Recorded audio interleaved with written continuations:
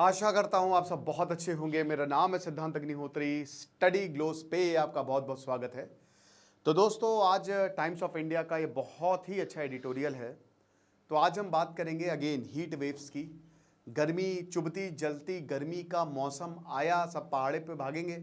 पहाड़ पे भी 30 डिग्री सेल्सियस टेम्परेचर हो रहा है, वहाँ पे भी आपको कोई रिलीफ नहीं मिलने वाली। ऊपर से जाम की समस्या अभी भी नैनीताल में शुरुआती रुझान आने लगे हैं।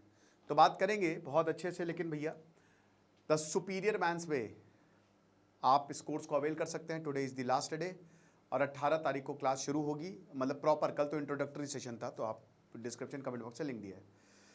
तो क्या है प्रॉब्लम, क्या हो रही है यहाँ पे, ठीक है ना। What is the problem basically, हम क्यों ये जो इतनी गर्मी पड़ रही है उसको काउंटर नहीं कर पा रहे हैं। अब देखिए, गर्मी पड़ेगी। अब क्लाइमेट चेंज तो हम चेंज नहीं कर सकते, क्लाइमेट चेंज हो रहा है उसको बदल नहीं सकते, ग्लोबल वार्मिंग है। अब यहाँ पे बताया है, मेरे सामने आर्टिकल ही खुला है कि इस साल की हीट वेव सीवियर होगी। अच्छी आपको बात बताऊं, खुशखबरी भी ये है कि ला नीना आ गया है।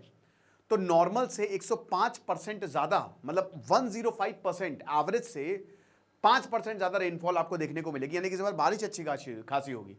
लेकिन अभी तो आपको जून तक समय काटना है और अप्रैल फील्स लाइक की हालत ख़राब हो गई है।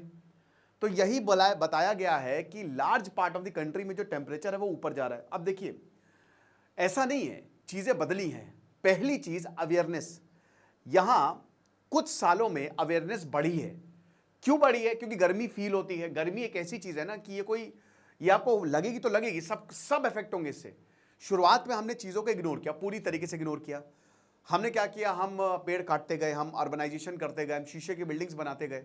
लेकिन इसका क्या इफेक्ट हो रहा है हम सबने देखा। तो अब अवेयरनेस तो है, सेंटर हो, स्टेट हो या फिर सिटी हो, इनके अपने अपने प्लान्स हैं। और जैसे गुजरात रीजन है, राजस्थान रीजन है, वहां पे तो बहुत ज़्यादा गर्मी पड़ती है। आपको पता है ना कि लैंड जितनी जल्दी गर्म होता है उतनी जल्दी ठंडा होता है। आप समझ रहे हो। और मैंने कई बार बताया है कि प्रेशर डिफरेंस की वजह से high pressure to low pressure, सब पूरा मूवमेंट वो high pressure to low pressure ही होता है, राइट। ये सबको पता है। आप खुद ही सोचो ना कि आप कोई भी प्रेशर में, हाई प्रेशर वाली जॉब है तो आप लो प्रेशर वाली जॉब में ही भागोगे। तो पहली चीज़ अवेयरनेस बढ़ी है ना। Ministry of health and family welfare ने national action plan on heat NHAP, और सबसे बड़ी बात हीट एक्शन प्लान HAP, ये सब जो हैं ये निकाले हुए हैं। साथ ही साथ हीट रिलेटेड इलनेस की बात हो गई, डेथ्स की बात हो गई, सर्विलांस सिस्टम की बात हो गई, ये सब है। लेकिन फिर भी कितने लोग मरे, we do not have official figure. अभी तक तो हमारे पास ये पता ही नहीं कि गर्मी से कितने लोग मर जाते हैं। हमारे पास कोई ऑफिशियल आंकड़ा नहीं है। हीट एक्शन प्लान बनाए हैं NDMA ने, नेशनल डिजास्टर मैनेजमेंट ने ये साफ साफ बोला है सारे राज्यों को कि मेरे भाई, आपको सारे, चाहे वो हिमालय में हो, कहीं पे भी हो, सारे राज्य, भारत के 28 के 28 राज्यों को एक हीट एक्शन प्लान की जरूरत पड़ेगी। यही प्राइमरी टूल है। अब एक्शन प्लान में क्या होगा कि जब बहुत ज्यादा गर्मी पड़ जाए तो लोगों को कैसे सुरक्षित रखा जाए। अब जो ऑथर हैं वो बता रहे हैं कि अब मैंने एक सर्वे किया, मैंने और मेरा एक जो कुलीग है, मैंने कॉम्प्रिहेंसिव असेसमेंट किया कि ये बातें तो बहुत बड़ी बड़ी हैं हीट एक्शन प्लान की, लेकिन कितना ये ग्राउंड रियलिटी। अब देखिए, करनी और कथनी में फर्क होता है ना। कह तो दिया, लेकिन क्या ग्राउंड लेवल पे उतना काम हो रहा है। तो 5 डिस्ट्रिक्ट, दिल्ली, गोरखपुर, वेल्लोर, भुवनेश्वर और सूरत, ये 5 डिस्ट्रिक्ट को एसेस किया और यहां पे शॉर्टकमिंग्स साफ साफ देखने को मिले। अब आपको बताते हैं, ये बड़े शहरों की बात है गुरु, बड़े से कैपिटल सिटीज हैं ये। सूरत इंडस्ट्रियल सिटी, बहुत जबरदस्त। अब जो चीजें छोटे शहरों के साथ होगी आप उससे पता लगाइए। तो सबसे पहले यहां पे बताया गया कि जो ये जेनेरिक प्लान्स है, generic action plan, general, in general, शहर अलग है, जहां पे गर्मी है, गर्मी पड़ रही है, वो एरिया अलग है। यानी कि एक तरीके से लोकलाइज्ड रीजन, लोकल फैक्टर्स को तो नहीं लिया कंसिडरेशन में। अब इसमें सबसे बड़ी बात यह है heat island, urban heat island effect. अब अर्बन हीट आइलैंड क्या होता है कि शहरों में बड़ी बड़ी, ये जितने भी बड़े बड़े शहर है, कांच की बिल्डिंग्स आपको देखने को मिलेगी। तो अंदर तो एसी लगा है, लेकिन बाहर क्या होता है ना कि यही रिफ्लेक्शन होता है और भयंकर ये गर्मी पैदा करता है। तो इसको तो लिया ही नहीं है कंसिडरेशन में। फिर जो क्रिटिकल इंफ्रास्ट्रक्चर है उसको भी यहां पे कंसिडरेशन में नहीं लिया है। हीट एक्शन प्लान जनरल है, उन्होंने सबको एक पैमाने में, सबको एक तराजू में तोल दिया। लेकिन उनको समझना पड़ेगा कि हर शहर अलग है और हर शहर के लिए अलग हीट एक्शन प्लान की जरूरत है। रिसोर्स अवेलेबिलिटी कितनी है, बिल्ट एनवायरमेंट फैक्टर को भी यहां पे कंसिडरेशन में नहीं लिया है। कि जहां पे आप रह रहे हैं वो घर कैसा है, वो एरिया कैसा है, वहां पे तालाब है, नदी है, पेड़ है, क्या है, ये सब नहीं देखा है। तो ज्यादातर जो हीट एक्शन प्लान है ये एक्यूरेटली एसेस कर ही नहीं सकते कि किस तरीके से लोगों को ये हीट वेव्स इफेक्ट करेंगी। अब सबसे इससे बड़ी बात क्रिटिकल इंफ्रास्ट्रक्चर में क्या आ गया, आपकी वाटर सप्लाई। अब हम सबको पता है कि अब गर्मियां आने लगी है, पानी की किल्लत बहुत लोग ऑलरेडी झेल रहे हैं, पानी की किल्लत हमको देखने को मिल रही है। फिर उसके बाद लाइट जाना, एक ये बड़ी दिक्कत है। देखिए भारत में 2050 तक 100 करोड़ से ज्यादा एसी होंगे, लेकिन अभी 10% के करीब एसी है। ठीक है, एसी की डिमांड बढ़ रही है, एसी लगते जा रहे हैं। अब एसी लग रहे हैं तो भाई बिजली का बिल ज्यादा, छोड़ दीजिए लोड ज्यादा होगा। अब हमारे यहाँ बिजली आती कोयले से, कोयला लिमिटेड है, ठीक है, हम ये नहीं कह रहा हूँ एम्पल, हमको भाई रिन्यूएबल एनर्जी की तरफ तो जाना ही पड़ेगा। तो जो एनर्जी है, जो बिजली है, बिजली के संकट बहुत जगह देखने को मिल रहा है, कटौती देखने को मिल रही है। अब गर्मी में बिजली जाना, स्पेशली रात में बिजली जाना, नींद पूरी नहीं होगी। जब नींद पूरी नहीं होगी तो नींद ना पूरी होना सबसे बड़ा हेल्थ का कारण होता है, जो हेल्थ हजार्ड होते हैं, जो आपकी बीमारियां होती है। प्लस मच्छर ने ऐसी की तैसी कर दी है। बहुत लोगों के कूलर है, पंखा है, लोग उसी पर रिलाय करते हैं, उसमें भी बिजली नहीं आएगी तो क्या होगा।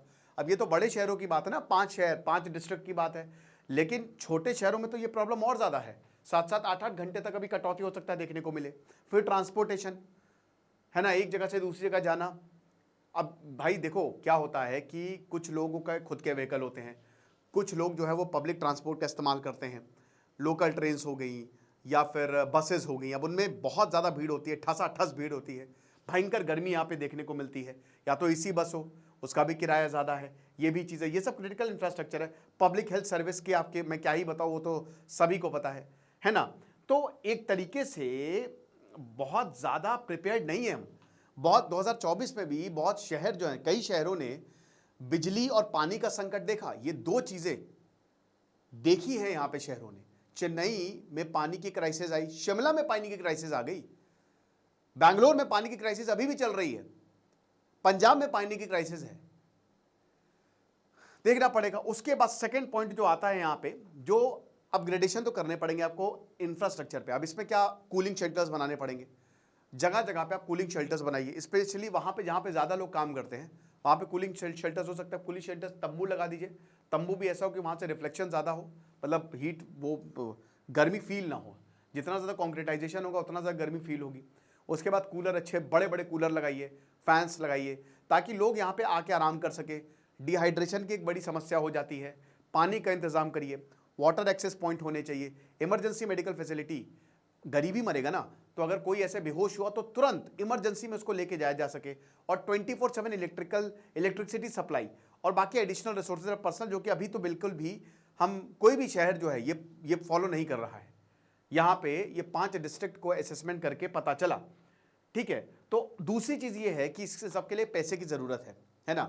तो अभी तक हीट एक्शन प्लान के लिए कोई फंड्स है ही नहीं कि हमने इतना पैसा दे दिया है, आप चलिए काम शुरू कर दीजिए।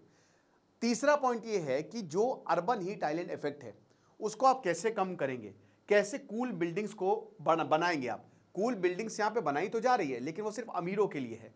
आपका 70 to 80%, 100 में से 70 से 80 लोग बाहर काम कर रहे हैं, वो कूल बिल्डिंग खाली नाम के लिए है।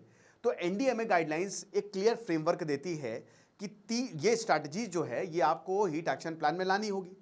कोई भी इंडियन सिटी, जितने भी अभी तक किसी की भी कूलिंग कॉम्प्रिहेंसिव कूलिंग स्ट्रैटेजी नहीं है, ना ही उन्होंने बिल्डिंग कोड को रिवाइज किया है, ना ही उन्होंने अर्बन डिजाइन अपने रिवाइज किए हैं, और ना ही जो पब्लिक स्पेस है ना जहां पे ठंडी आपको लगे।